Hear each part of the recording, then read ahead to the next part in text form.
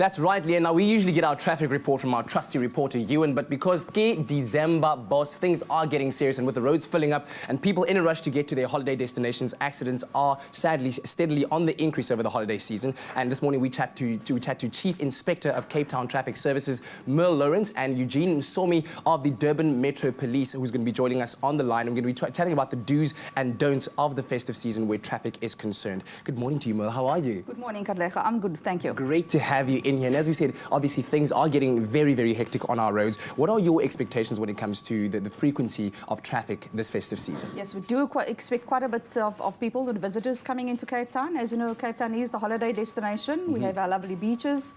And of course, we have a lot of special events to manage. And yeah, we will be having a lot of people to town. Yeah. Now, obviously, like you said, a lot of people making their way here for holiday purposes. What would be your advice to them in terms of keeping themselves safe, you know, from point A to point B, arriving safely at your destination? Well, most people coming here are going to be, you know, taking long distances, long journeys. So we do ask that they are well rested. And if they do, you know, come from the Gauteng area, it's a long way down to Cape Town. So have a co-driver, rest, stop along the way. And of course, don't drink and drive. Yes. And don't speed. Buckle up, even the rear passengers. And of course, I mean, Cape Town is a tourist destination, but we are very serious about our traffic as well. I mean, like you said, don't drink and drive. There will be roadblocks around the city at random points, so, you know, be careful and obey the road laws. Yes, that's quite right. And in fact, we had one last night here in Sea Point, and where we had a midweek roadblock, and 13 people were arrested for drunk driving. Wow. That's not good. Just like that, as easy as that, it could just, you know, stop for you. It could go from Ki December boss to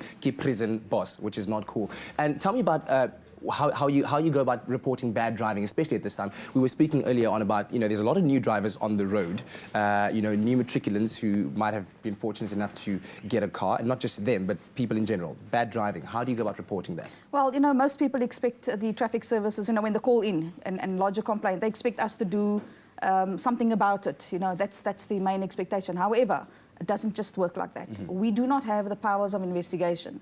So usually we would tell them or advise them to say, look, depending on the type of case at hand, go to the police station and lay a charge there. It could be for reckless or negligent driving. The investigating officer will, you know, check out the merits of the case, and you know, he will then see whether the case is good enough to go to court. Yeah. The person laying the case, they will also have to appear in court. So it's very important that the motorist who is being offended in any way whatsoever, you know, take proper note of the particular cases, the offences at hand, and also identify the driver, because you must identify the driver. We can't just have an owner coming in, you know, to court and pleading not guilty and say, but I'm not the driver of the car at the time. So very, very careful. Lots of things to take note there. Now, of course, not just Cape Town, but Durban as well. eThekwini is a very, very big holiday destination. Lots of people will be making their way there. And on the line, we have Eugene Msomo from the Durban Metro Police Department. Good morning to you, Eugene. Good morning, sir. So, Eugene, just give us a bit of an insight on what you are expecting in terms of traffic inflow, outflow during the festive season. Well, the holiday season has already started. So our first committee, which is the Festive Season Management Committee, which comprises all major departments that deals with the influx of visitors, has already been set up.